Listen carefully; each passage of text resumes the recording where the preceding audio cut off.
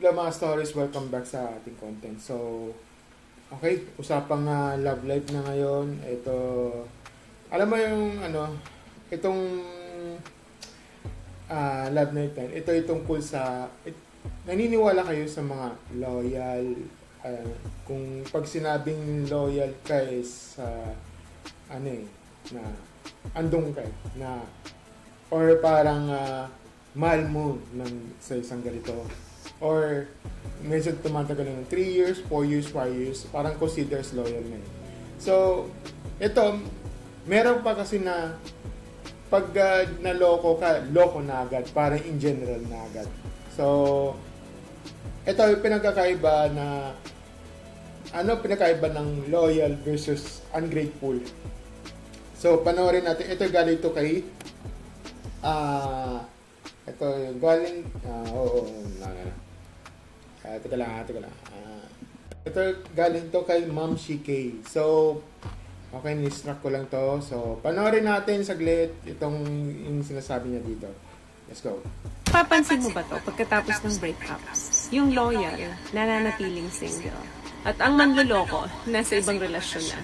Alam niyo po, ang tapat kasi, mas nangangailangan ng sapat na oras yan para makarecover, para gumaling, para lumago, para maibalik uli nila yung dating sila. Hindi agad yan basta-bastang tumatalon dahil emotional sila. Pagod yan, na-drain yan, naubos yan. Kaya kailangan nila ng sapat ng oras para makarecover sila. Mag-spend talaga ng oras yan sa recovery nila. So, alam mo na kung ano yung pinagkaiba ng loyal at ng hindi tapat. Loyal at saka hindi tapat. So, may mga ganyan talaga ng mga katauhan ng ibang tao. So, minsan talaga iba tumatagal ng 5 years, 6 years, may mga ganon na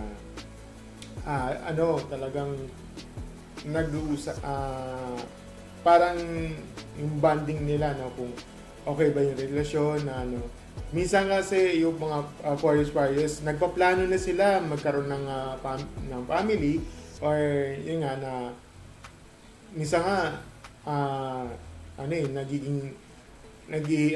yung parang nag-iipon siya ng mga parang magsisettle down na siya sa mga pamilya, may kanya gusto yung maging pamilya na gano'n. Yung iba kasi parang makaraos lang, di ba? May mga ganun aspeto.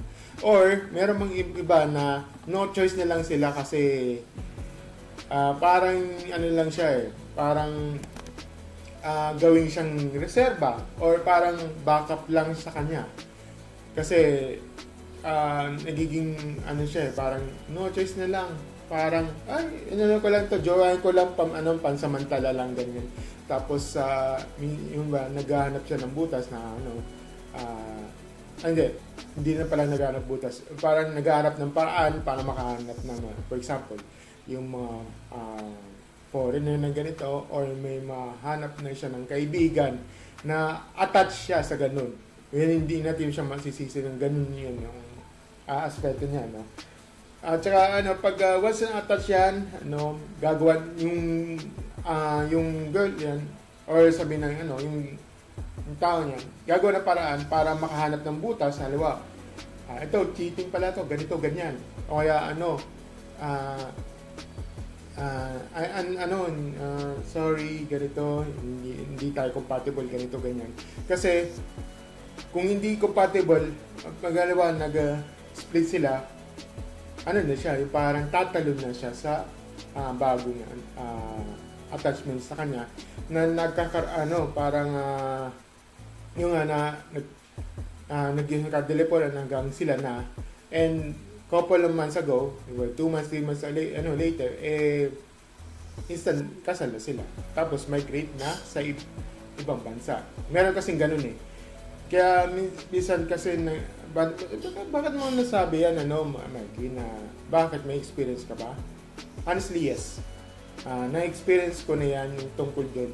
Kasi na-experience ko na yan sa first girlfriend ko na hindi nagkataon kasi nagiging toxic na, at napapansin ko na umiiwas na siya sa akin.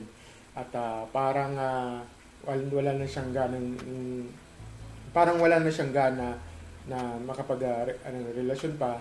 At na found out ko na mayroon na siyang kasama sa or mayroon na siyang kausap, boyfriend na. Yun nga, meron na, in other words, may afam na siya. So, yun, nag-migrate, nagpakasal, at may sarili ng pamilya.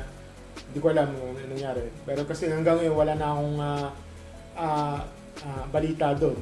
Okay? Kasi ang huling balita ko nung nung 2006, 2007 na nag-resign na daw siya nung that time yun. Kasi katrabaho kasi yun. Katrabaho ko kasi yun. Then, hanggang huling kita ko yung meeting. Tapos, sabi ang balita daw na may, na daw siya. May asawa na apam. Tapos, balak daw siya mag-resign. 1 month before na, nag-resign. Tapos, nag-migrate siya sa US. Yun. Yun yan. So, kung tatanungin mo sa akin na may may feelings ka dito o mahal mo pa rin siya, well, masasabi ko lang dito sa may konting may konting feelings, pero ganun talaga. I have to accept that. Kasi ganun talaga ang panahon ngayon. May mga talagang na kung ayaw ng isang girl o what, di ko na pipilitin kasi yun talagang buhay. Kasi hindi natin pilitin kung hindi imagine mo bakit mo pipilitin kung hindi ka compatible sa isa't isa, di ba? Halimbawa yung puzzle mo, yung hindi siya ka-match, pipilitin mo, gagawin, pipilitin hanggang sa pumasok, pero hindi. Kaya minsan talaga yung puzzle niyan napupunta sa iba na nagka-match yan. Kaya yan yung parang yan yung magiging reality natin kung magiging kamas, di ba? Ayun, nakakalungkot. Kaya ganun din kasi nangyari sa akin, or what. Kaya kayo, eto, balik tayo sa loyal at saka hindi basta loyal, nakalimutan ko naman kasi ako, sorry. Loyal at saka yan. Sa akin kasi, you have to check parang tingnan mo muna kung compatible kayo. Kasi minsan talaga na ginagamit nila lang for parang ginagamit mo na lang para pangaraos lang minsan nga ginagamit niya para pangbembang lang, tapos wala na. Ginagamit mo lang siya, di ba? Kaya nakakalungkot isipin na nagka-jowa lang para makaraos. May mga ganong aspeto.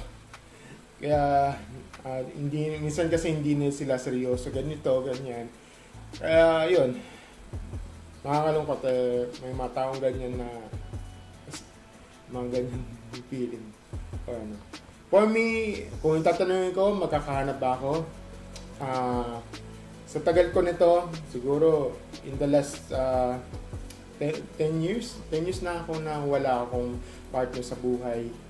Kasi nag-e-evolve na yung iba. Minsan kasi yung mga ka-age ko, ng mga bandang 30s, 40s, ganito, may mga asawa na. Kaya may mga iba, karamihan sa iba, bira na kasi yung iba na may bira na kasi yung mga na may single, pero hindi sila ready. Naiintindihan ko yun may mga ganun.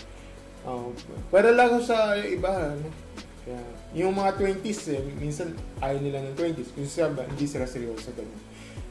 Kaya hindi na ako tataka yung mga yung sa dating competition sa noon time, hindi yung mga 20s, yung mga Gen Zs, hindi sila seryoso. Pansin mo ba yung nangyari sa noon time show?